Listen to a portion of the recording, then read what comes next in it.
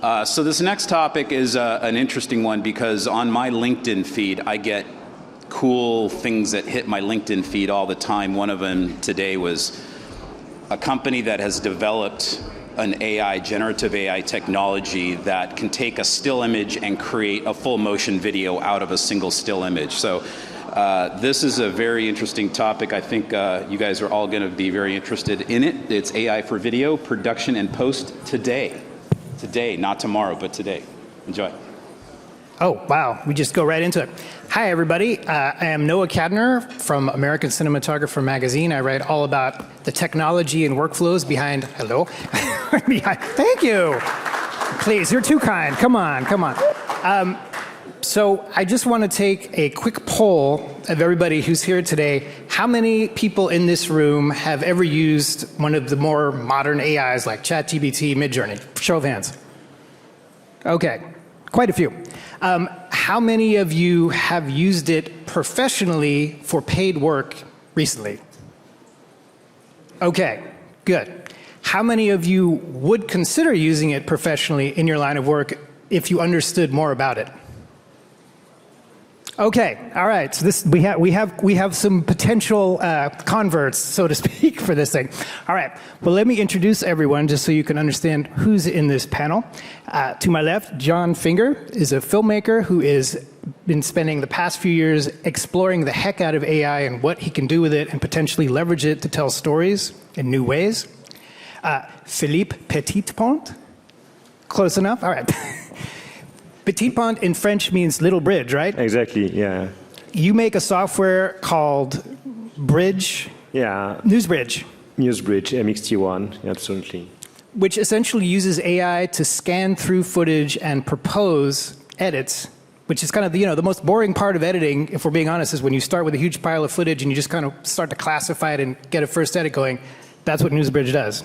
Is that accurate? Yeah, quite accurate. Okay, fantastic.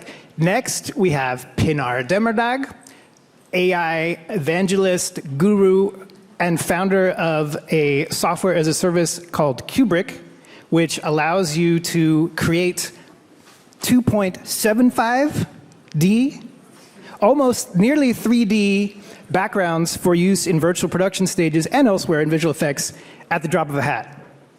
Generate them on the go. And finally, on the big screen, an AI, an amazingly realistic AI, no, he's real, Michael Cioni, who couldn't even make it here in person today because he's so on the forefront of this stuff. He's actually launching a product. Is it this week or next week? February 1st. Okay. Next week. February 1st, called Strada, which is essentially a AI platform that does a lot of the kind of nitty-gritty and tasks that are in post-production and makes them far simpler, streamlined, and just essentially lets you burn through stuff using AI as your next generation assistant. Is that more or less accurate? Okay. Right. All right. Okay, fantastic. So I want to start with a question to everyone. All the people in this room are, I'm assuming, either content creators or heads of departments, or you're in some way involved in the media production business and probably also involved in Silicon Valley. Is that correct? Yeah, okay.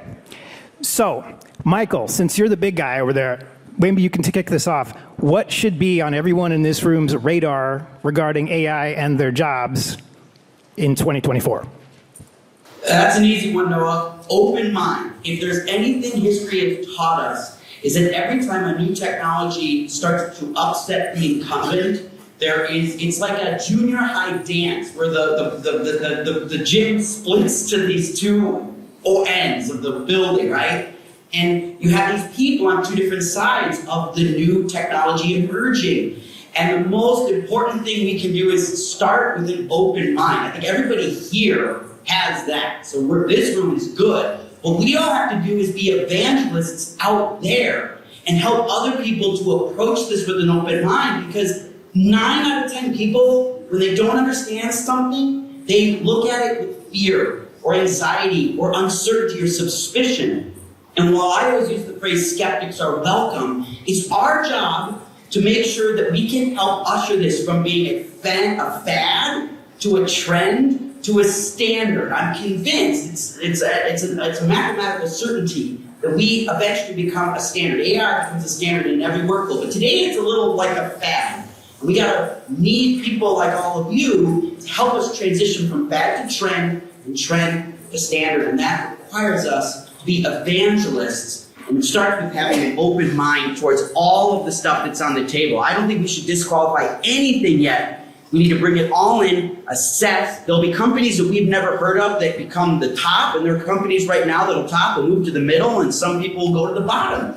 And nobody knows exactly how that is going to shake out, which is why we've got to put everything on the table and start with an open mind. Okay. John, I think, you are really in the trenches on this stuff. What do you say to that? Like, what do you feel like people should be looking out for today? I feel like right now we've kind of been on this fidelity rage for the last 2 years where the focus has been how do we prove that these technologies can show patterns in a way that looks like a final product. But the improvement in how we actually make the things has been really minor. And I think we're finally hitting the space this year where we will probably start seeing some really meaningful things happen in control and process of how you make things. Right now, probably the best space is video to video with image input. But even that is pretty light and is not really a focus. But with things like nerfs and being able to bring in assets and directing things, one of the big areas that I feel like I see the most interesting research that will actually apply to the media field in general is people that are doing AI research for VR or mixed reality.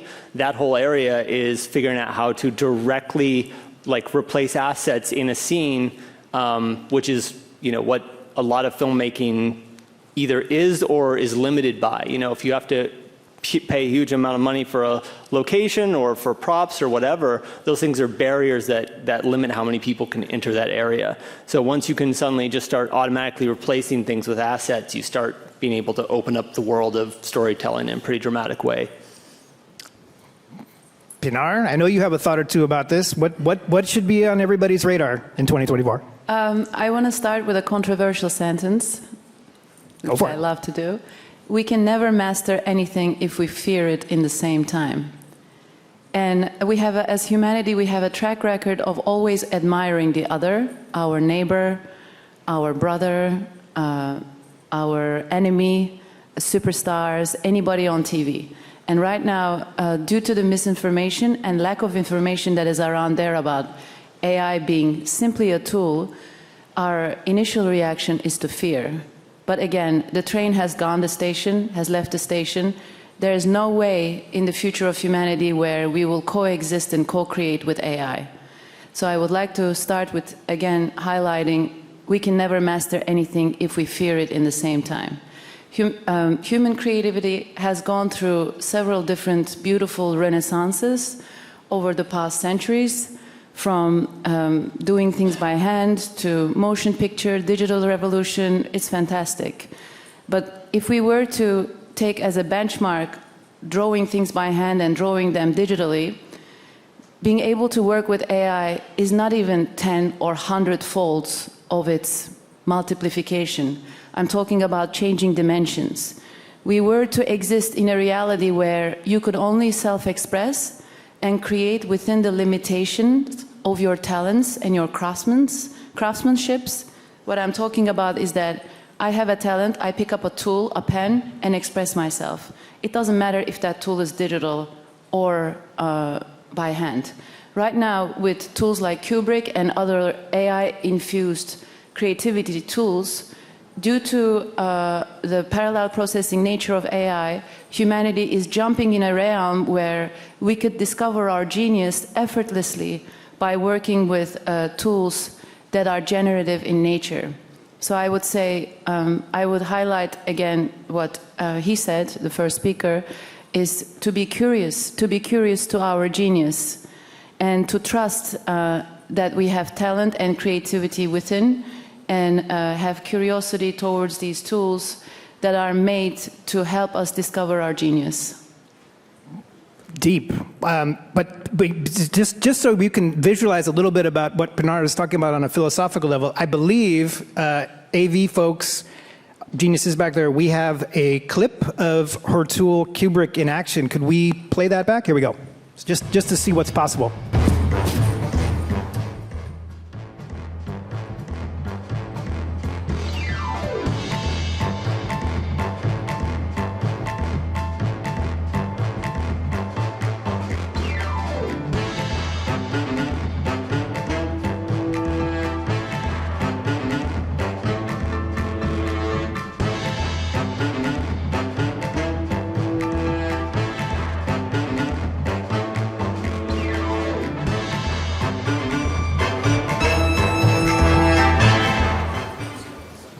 Okay, has anyone ever heard of that tool before? Okay, so good advertising opportunity, huh? So yeah, basically, you know, again, what you saw right there is a tool that you walk into a virtual production stage with LED walls behind it, and you just say, I want to see this background, and boom, it's there. And it's not just a flat picture that came out of Midjourney or Stable Diffusion. It's a segmented 3D object that you can do camera moves on and essentially conjure up whatever background you could possibly imagine right on the day. So that's pretty cool. Finally, Philippe, question to you. With all of what we've talked about so far, what would you put on people's radar that are in this industry in 2024?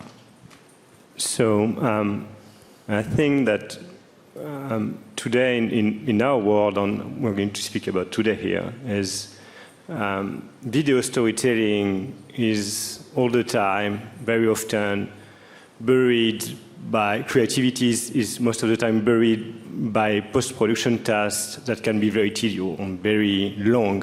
That means that a content creator is spending much of this time working on this post-production task rather than doing pure creativity. And when you start playing with tools like ChatGPT, what you get is not creativity, it's execution. It's things that you are creating in your mind. And what we believe is the goal of every media organization now is to bet on creativity, saying that, okay, all these tedious tasks are going to be way easier to be done, way faster, so that we can spend more time on creativity. So let's take an example. Some things that you should never do with ChatGPT, writing a brief for a commercial. Creativity is something that is proper to human. And this brief is really the essence of any creator can do, any art director, any influencer or creative. All the tasks will be automatized in the future. Let's take an example. When you're working in video production, 50% of the time of post-production is spent just choosing and logging the amount of content you had, like the 100 hours you have to produce this 5-minute video. This is boring. No one wants to do that, and AI can help. But of course, to be able to help, AI needs a brief that is very well defined, that has been written by a human. And so that's why, in part, of all these technologies that can do the heavy lifting of these tasks that are not really pure creativity, like take creating the bean for your video, for example. We are bringing this brick, which is called MXT1, that is here to help selecting all these brushes, doing the rough cut automatically, to make sure that 70% of all these tasks can be automatized in the whole process. Now that means that what you should do the rest of the time, well, either building more video or spending more time in creativity and make sure that your video will emerge in front of competition because it will be more creative, it will be more engaging. So that's what we believe, maybe in a nutshell, betting on creativity. If you need to hire people that have a creative mindset. That's really the goal. Called AI in the next few years is going to be able to go way faster into logging, into automatizing the rough cut, the color grading. So creativity is really, I think, the bet we all need to do now, and not only in video, actually, I believe. And I believe we have a couple of slides that show Newsbridge in action. Can we show those real quick? Okay, so just describe real quick what's happening here. So this is an example of our technology. So to be able to automatize a big part of the post-production process, you need to be able to understand what's inside the video. And that's what we call video understanding in the scholastic world. So this is an example of how AI used to describe video like a few years ago without the Gen AI and multimodal. When you were sending, or still the case in a lot of these big players, a picture or a video of that, well, you have lots of tags. And well, are you really, is it really important to be able to detect a cap here? Well, I think we don't care. And we don't care about the grass neither. What we care is about what's inside. And actually, when you're able to have this understanding, human-like description of that, you can start having an AI that is working like a human. So I need a shot of Dominic Taccolini playing in this game. Or doing a fastball here. So you have directly that, and instead of having this jumble of tags that is totally unusable, you're able to try and to have a prompt that is very relevant. So that's a part of our technology that is really underneath every product we're developing. And so the goal of that is to make sure that a human can interact with the video like if it was a human, like an assistant that had watched 100 hours of rushes and say, what's the most relevant? And that's really an approach that is key. Do we have one more slide? Yeah, so it's a process. Let's take, I want to build a 3-minute video story. So depending on the field you are, either it's entertainment, news, or sports, or corporate, there's a ratio that is quite interesting depending on the asset you're working on. It's like 4 hours to build or to post-produce a 3-minute video story. And see, half of the time is the first part, sourcing. And no one's like to do that. It's very long. If you have the rushes, sometimes you need to buy the rushes elsewhere. It's very, very long. And the goal here is, with this approach, with multimodal Gen AI, you're able to reduce by 2 the time taken to the whole process, and also accelerate the editing. Having a rough cut that is way more accurate, and publishing is then very, very, very easy. When you already know what's inside the video, you can write automatically an engaging description. And this ChatGPT can be very good for that, actually, because he knows exactly how YouTube algorithms are working to have an engaging content. So we can rely on that. And so in a nutshell here, this is what's happening. And this is not so creative part. Creativity is starting at the beginning. And let's say the last hour that is lasting there is just 1 hour of pure creativity that only a human can do. And that's where the value is really created. Okay, so back to the audience for just a moment. After hearing what you've heard so far, who is either more or less interested in AI and its potential for work? More interested than you were when you walked in here? Okay, all right. Less interested? Okay, all right. That's good. Okay, so now I think maybe what is causing a lot of this sort of debate in the world of AI comes down to a question of semantics. Michael, I know you have a good thought about this. Talk to me a little bit about the difference between generative AI and utility AI, and that distinction and why it's important. Yeah, well, it's really important to think about that when new things come online, we tend to just group them together. We paint with one big brush. And I've already seen a differentiation in the different types of AI. And we need to start to learn how to categorically separate them from each other. So when we refer to AI, we know which version of it we are referring to and what impact it will have on the workforce or creating content or in industry or business. And the first thing that I see with AI is that we tend to lean towards the generative AI space. It's the most interesting, it's the most controversial, it's the most impressive, and it's the newest. And that's really cool because we all know AI has been around a very long time.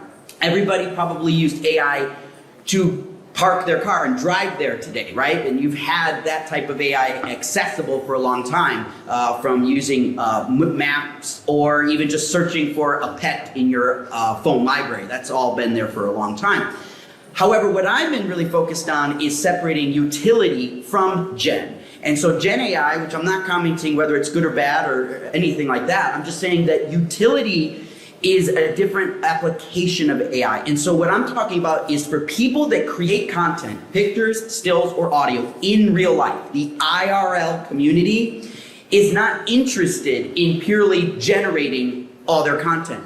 They want to use, like Philippe was saying, AI to help automate and accelerate the utilitarian processes. Utility AI that I'm developing, and a good example of where I think we can all leverage, is things like logging, which Philippe talked about, but also things like automatic sound syncing, tagging, searching for logos, painting those logos out, finding characters or faces like bride or groom or Grandpa Joe, and being able to find those and use that to create playlists or searches that are really, really intelligent. Today, editors have amazing frontal cortex short-term memories because editors will memorize where things are, what they're called, and they're really good at hunting and pecking quickly. Good editors are, at least. But what AI will do is take that utilitarian task and expedite it, make it faster, easier, and better so that the creative process can happen instantly or near instantly, and we're not breaking down or waiting for the creative action to start. So I love Gen AI, I use it, but I actually think in our industry specifically, utility AI will probably become the front runner in adoption, especially for the community that does in real life content. Okay, I mean, I see we're down, we have a little timer down here. We're down to 9 minutes and 20 seconds, 2/3 of the way through this panel already, if you can believe it. So I'm gonna skip ahead a little bit because I think for me personally, let me give you a quick example. Driving down here from San Francisco, I was using an AI autopilot to mostly drive for me, but I was doing most of it. And I was actually having a voice conversation with ChatGPT about this very subject just to kind of get myself into the mind space, coming through the car's, you know, Bluetooth speaker and microphone as if I was talking to somebody next to me, but I was driving by myself. And the number one issue that I really wanted it to cover is the ethical considerations of AI. And when I say ethical, what I'm thinking about is a lot of these non-utility but generative AI tools that are out there are trained on data sets that are scraped from the public web, and they're not really compensating or acknowledging the artists. And I feel like ultimately some sort of plan needs to be put in place so that we encourage innovation with these tools, but we don't kind of kill the golden goose, which is human creativity that kind of gave them all this data that they're working off of in the first place. This one, Pinar, I know this is all over what you talk about. So what do you say to that? How can the innovation that these tools promise be balanced without extinguishing the human spark that kind of gives them their data to begin with? Yes, your question involves half creativity, half legal. I would like to only speak about the creative part. Let's look at a model like Stable Diffusion. It's trained on 7 trillion images, not million, not billion, trillion. And I'm not a lawyer, but all I know is that apparently there's a clause in law that says, whatever effort you're putting, is it for the benefit of all humankind? So I know that, again, I'm not a lawyer, but law can be flexible when your efforts benefit by million-folds the future of humankind. It's actually, what you ask me is constantly on our frontal lobe as a company. How can we make artists win with us?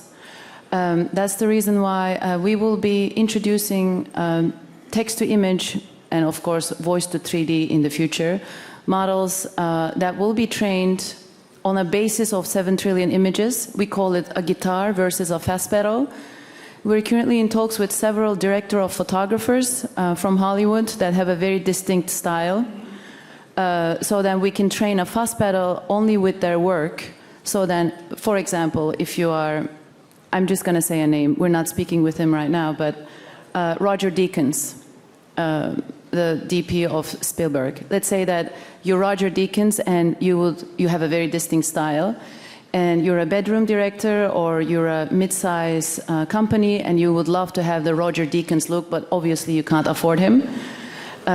So you can come to Cuebric and then you can generate in Roger Deakins' model. So then not only you benefit from his look and feel and the ability to use his name, but Roger also benefits because he gets to spread his taste to other demographics than only the very high elite that can afford him. So in this way, like I would say my answer to your question overall is generative AI's capability to democratize quality and have access to quality not only for those that can afford, but those that can simply imagine. John, you're kind of the customer in that sort of equation. What do you say to that? Yeah, I mean, I'm not someone, I feel like you could take the painting and an illustration out of the data set, and I think that'd be fine for the future of humanity. Those are pretty, approachable skill sets that really is just about learning the craft. Even maybe some level of performance. I think a big part of this is we are building things that could make tools much more approachable and could lower barriers to the super expensive things that are basically gatekept right now by big companies that depend on a lot of risk mitigation and which basically chokes artists in the process. So those things are what I think should be focused on. The things that are directly affecting smaller artists, I don't think should be as big a focus. I understand that right now we basically have a very novel technology that people are dumping the most obvious two data sets into. We have a huge amount of images and a huge amount of text, and the easiest way to dump a lot in there is to just grab as much as you possibly can.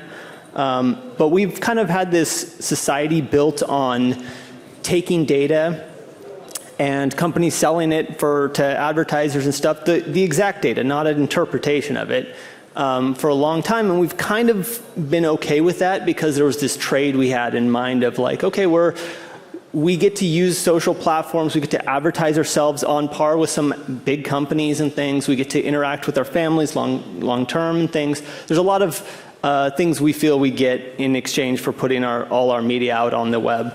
And kind of the hard thing right now with this stuff is it feels like their data is being used and there's not an exchange for some sectors, and in fact for those sectors they feel like it's the opposite of an exchange. They no longer get to do the dexterous craft they like to do. They're having to type in words, which is basically like removing the video game to say you can type in the ending you want to see, so which that can become its own craft. You can have an iterative process of typing in new endings, but you just created a completely new game, and a huge portion of the population that liked that initial game is going to be completely knocked out of that. And those are the people whose data is being used to create that game. So make tools for those people, All right, we have 2 minutes and 53 seconds. I'm going to give the last, and by the way, we will all be hanging out. Well, at least I will be hanging out. I don't really know much about this stuff. I'm learning just like everybody else, but we'll all be hanging out after this panel. If you have any follow-up questions you want to chat, don't be afraid. But Philippe, why don't you take the final word? This is a really important point. Your tool is, to what I can see of it, seems like it's designed to kind of take the painful, tedious parts out of the work of an editor and kind of get them quicker to the creative role versus removing them entirely. Is that accurate? And is that like a goal of these kinds of tools, or should that be a goal? Yeah, this is exactly the mindset we have is we believe in AI, it's a big word, as a path of enlightenment. That's what is a path of enlightenment? That's what said Yann Lequin, the chief scientist of Meta. And actually, it's ultimately, in a lot of years, being able to give a skill to people that don't have the skill. Being able to, video is the best way to engage an audience. But how many people in the world know how to edit a video? Not so much. Less than 0.01% maybe.